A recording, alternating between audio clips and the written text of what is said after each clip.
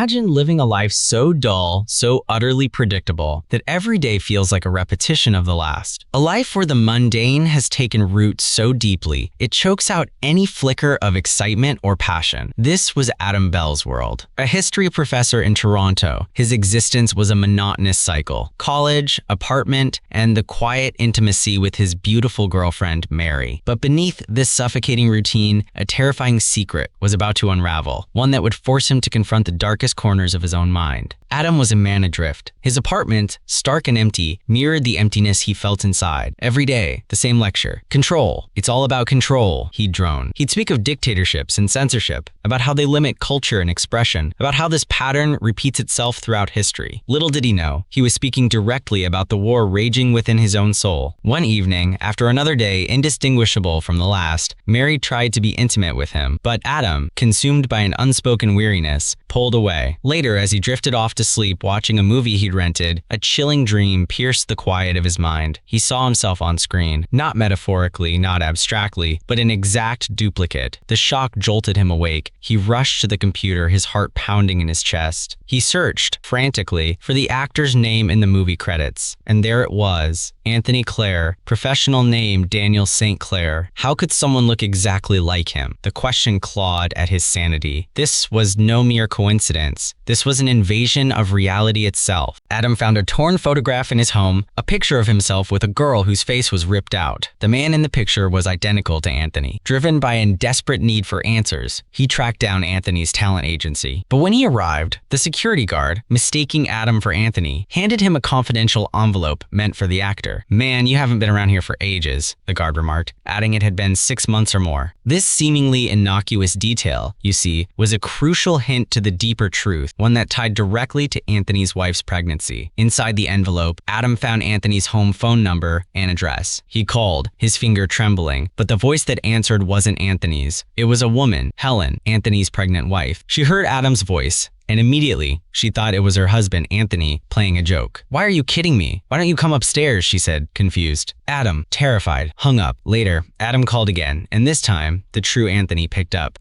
Your voice is just like mine," Adam stammered, overwhelmed. The uncanny similarity was undeniable. Anthony, however, was aggressive, threatening to call the police if Adam ever bothered him again. He was a man with a short fuse, quite selfish and narcissistic. Anthony's life, it seemed, was far from the calm, boring existence of Adam. He was a man consumed by himself. We see him later, complaining about not having his organic blueberries, yelling at his pregnant wife Helen for not buying them. A small detail, but it speaks volumes about his self-centered nature. Helen, meanwhile, was filled with suspicion. When she asked Anthony who was on the phone, he lied, saying it was just a fan. But she wasn't fooled. "Are you seeing her again?" she pressed, hinting at a past of unfaithfulness. Anthony, furious, stormed out, unable to face her accusations. Now just picture this. Helen, tormented by her husband's secretive calls and distant behavior, did something desperate. She found the address Adam had written down, the one Anthony had noted from his internet search, and went to Adam's college. As Adam taught his history class, discussing Hegel's philosophy that all the greatest world events happen twice. The first time it was a tragedy, the second time it was a farce. His phone rang. It was Anthony, finally agreeing to meet. Adam, excited, stepped outside and sat on a bench. It was then that Helen saw him. She sat beside him, her eyes wide with shock and sadness. This man, this Adam, looked exactly like her husband. Adam, oblivious to her identity, asked if everything was all right. He even asked how many months pregnant she was. 6, she replied. This was the same 6 months the guard mentioned Anthony had been absent from the agency, a chilling parallel. When Helen returned home, still reeling, she called Anthony, but hearing his voice, knowing he was there when she'd just seen his double, plunged her into a deeper confusion. She confronted him. "I went to see that guy. He looks exactly like you," she cried. Anthony dismissed her, still demanding his blueberries, oblivious to her distress. The truth was, this wasn't a delusion on Helen's part. It was a terrifying reality stemming from a psychological disorder.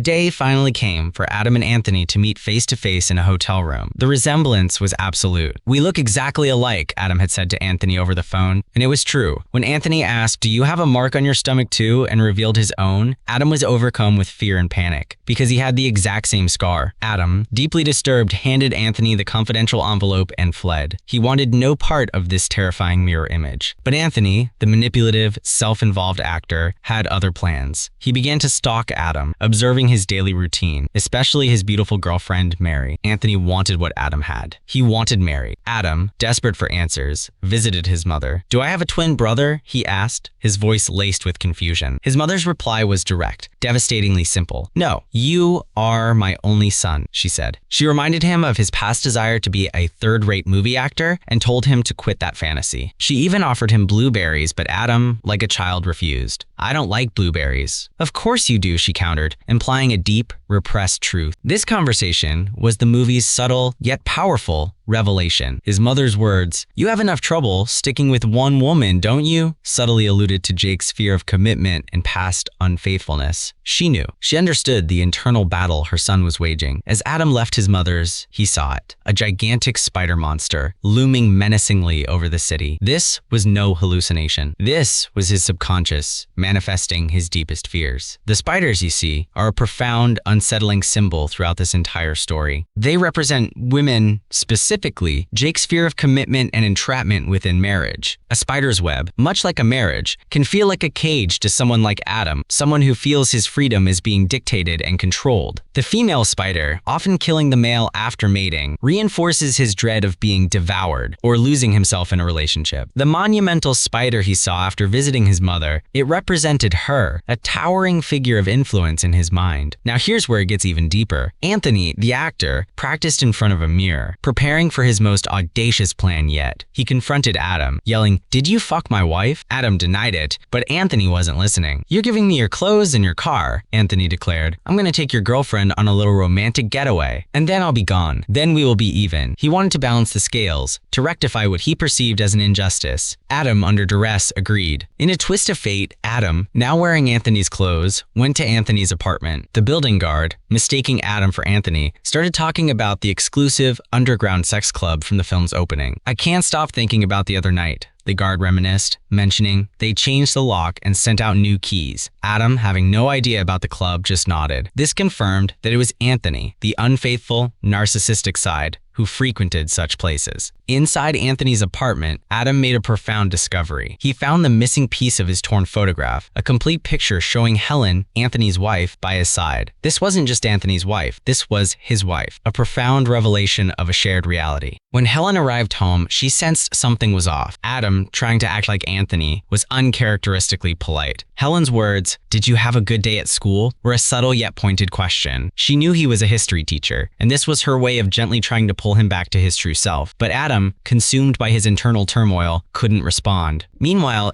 Anthony, the impulsive, adulterous half, was with Mary at a hotel. As they grew intimate, Mary noticed something horrifying, the tan mark of a removed wedding ring on his finger. "Who are you?" she demanded, terrified, realizing she'd been deceived. Anthony, in a desperate attempt, claimed he was Adam, but Mary, distraught, insisted he take her home. The drive back was a nightmare. Mary, sobbing, begged Anthony to stop the car, calling him not a man. Anthony, his rage boiling, accelerated. In that same moment, miles away, Adam woke up in Anthony's apartment, tears streaming down his face. Helen, seeing his distress, rushed to him, embracing him. "I want you to stay," she pleaded. It was a moment of profound vulnerability and connection. And then, the sound of a distant radio broadcast. A car crash. Only one vehicle. Details unreleased. Anthony and Mary were dead. The unfaithful, narcissistic part of Adam had seemingly been eliminated, crushed like a spider. Adam's consciousness, perhaps, had finally purged the destructive elements within. The next morning, a quiet calm settled over Adam. He put on his coat, and in the pocket, he found an unexpected object. A key. Not just any key, but the new key to the exclusive underground sex club. The very one the concierge had mentioned to Anthony. He looked at the key, a flicker of temptation in his eyes. Helen emerged from the bathroom, calmly reminding him his mother called. Adam, staring at the key, then asked Helen, "Did you plan on doing something tonight? Because I think I have to go out." Helen remained silent. He went into the bedroom, looking for her, but Helen was gone. In her place, a colossal spider spider, shrinking back in fear. Adam looked at it, not with terror, but with a strange, almost resigned acceptance. This was to be expected, his eyes seemed to say. The ending of this story is not a triumph, but a chilling realization. Adam and Anthony were never two separate people. They were two sides of the same tormented soul. The director himself stated that this film is a documentary about Jake Gyllenhaal's subconscious, a man who decides to leave his mistress to go back to his pregnant wife. The car crash, the death of Anthony and Mary, was not a literal event, but an internal battle, a subconscious attempt by Adam to eliminate the unfaithful, narcissistic part of himself. Helen, knowing his struggles, had tried to help him, to pull him back to his committed self. But the return of the club key, that potent symbol of his suppressed desires, means the cycle has begun anew. The spider at the end, Helen transformed, isn't a monstrous reveal. It's Adam's perception of her, of all women, as an entangling force, a commitment he cannot escape. And her fear? That's his fear, reflected back, a fear that he will always be a spider killer, unable to control his urges, destined to repeat the same patterns. The enemy was never outside him. The enemy is himself, his desires, his fears, his inability to embrace a normal, committed relationship. This film is a deeply unsettling journey into the human psyche, a stark reminder that sometimes the greatest battles are fought within the confines of our own minds, a never-ending cycle of tragedy and farce. And sometimes the only path forward is to accept the duality, to confront the monster within, even if it means acknowledging that some patterns are destined to repeat forever.